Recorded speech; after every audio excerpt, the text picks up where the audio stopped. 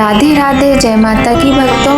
आप सभी का स्वागत करती हूँ स्पिरिचुअल ज्ञान साधना में और आप सभी से अनुरोध करती हूँ कि स्पिरिचुअल ज्ञान साधना को सब्सक्राइब कर लीजिए और बेल आइकन को प्रेस कर दीजिए ताकि आपको नई नई वीडियोस का नोटिफिकेशन। श्री हरि, राधे राधे, जय माता की भक्तों। कैसे हैं आप सभी लोग? आशा करते हैं सभी लोग बहुत अच्छे होंगे। बताने के लिए कमेंट में जय माता की राधे राधे अवश्य ही लिखिएगा। प्रिय भक्तों, होली के 5वें दिन यानी चैत्र माह के कृष्ण पक्ष की पंचमी तिथि को रंग पंचमी मनाई जाती है। इसकी शुरुआत होली के अगले दिन से हो जाती है जो पंचमी तक चलती है। ऐसी मान्यता है कि रंग पंचमी के दिन देवी देवता अपने भक्तों के साथ होली खेलने के लिए पृथ्वी पर आते हैं, इसलिए रंग पंचमी को देव पंचमी भी कहा जाता है। इस वर्ष 2025 में रंग पंचमी 19 मार्च को है, अर्थात दिन रहेगा बुधवार का और 19 मार्च को यानी कल रंग पंचमी का पावन पर्व मनाया जाएगा। पौराणिक कथाओं के अनुसार रंग पंचमी की परंपरा द्वापर युग में भगवान श्री कृष्ण ने शुरू की थी। श्री कृष्ण ने राधा जी के साथ चैत्र माह के कृष्ण पक्ष की पंचमी तिथि को होली खेली थी। यह देखकर गोपियां भी श्री राधा कृष्ण के साथ होली खेलने लगीं।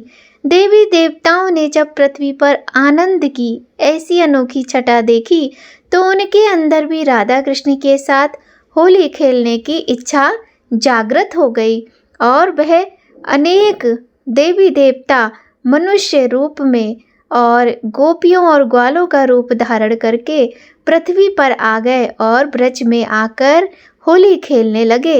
इसलिए रंग पंचमी को देवताओं की होली माना जाता है। द्वापर युग में शुरू हुई ये परंपरा आज भी चल रही है। ऐसी मान्यता है कि रंग पंचमी के दिन राधा कृष्ण अपना वेश बदलकर भक्तों के साथ होली खेलने पृथ्वी पर आते हैं। एक मान्यता यह भी है कि कृष्ण ने गोपियों के साथ रास लीला रचाई थी और दूसरे दिन रंग खेलकर उत्सव मनाया था। एक अन्य कथा अनुसार फाल्गुन पूर्णिमा के दिन पूतना का वध हुआ था। इस खुशी में नंदगांव वासियों ने 5 दिन तक रंग खेलकर उत्सव मनाया था। अन्य पौराणिक कथाओं के अनुसार फाल्गुन पूर्णिमा के दिन होलिका के मरने और प्रहलाद के बचने की खुशी में लोगों ने 5 दिन तक रंग खेलकर उत्सव मनाया। भगवान शिव ने फाल्गुन पूर्णिमा के ही दिन रति को कामदेव के जीवित करने का आश्वासन दिया था। इसके बाद चारों ओर खुशियां छा गईं और देवताओं ने रंग पंचमी के दिन हर्षोल्लास के साथ रंगोत्सव मनाया, इसलिए इसे देव होली भी कहा जाता है। होलिका दहन के दिन जहां होलिका, प्रहलाद और नरसिंह भगवान की पूजा की जाती है, वहीं दुल्हड़ी के दिन विष्णु भगवान, माता लक्ष्मी की पूजा का प्रचलन भी है। रंग पंचमी के दिन श्री राधा रानी और श्री कृष्ण की पूजा की जाती है। खास तौर पर बरसाने में इस दिन उनके मंदिर में विशेष पूजा होती है। ब्रज क्षेत्र में रंग पंचमी के दिन को 5 दिन तक चलने वाली होली के पर्व के समापन का दिन भी माना जाता है। तो प्रिय भक्तों, बहुत ही सुंदर रंग पंचमी का पावन पर्व है। सभी लोग बहुत ही हर्षोल्लास के साथ, खुशियों के साथ इस पावन सुंदर रंगों से भरे पर्व को मनाइएगा और भगवान भोलेनाथ, माता पार्वती को गुलाल लगाएं, उनके साथ फूलों की होली खेलें, साथ ही लड्डू गोपाल श्री राधा कृष्ण भगवान का बड़ा ही सुंदर श्रृंगार करें। आइए इस विषय में भी हम आपको एक छोटी सी जानकारी दे देते हैं। इस खास अवसर पर भगवान श्री कृष्ण लड्डू गोपाल राधा रानी का विशेष श्रृंगार कर पूजा अर्चना करने का विधान है। साथ ही माखन और मिश्री समेत कई वस्तुओं का भोग अर्पित करते हैं। मान्यता है इससे साधक को पूजा का पूरा फल प्राप्त होता है, साथ ही जीवन में खुशियों का आगमन होता है।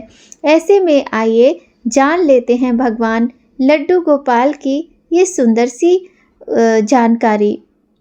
तो भक्तों देखिए आपको कैसे करना है लड्डू गोपाल का श्रृंगार और पूजन सुनिएगा। रंग पंचमी के दिन सुबह जल्दी उठ जाइए, स्नान करने के बाद सूर्य देव को अर्घ्य दीजिए, तुलसी माँ को जल चढ़ाकर एक दीप प्रज्वलित करें, साथ ही अपने मंदिर के सभी देवताओं की पूजा करें। इसके बाद अपने मंदिर में और पूरे घर में साफ सफाई करने के बाद गंगा जल का छिड़काव करें।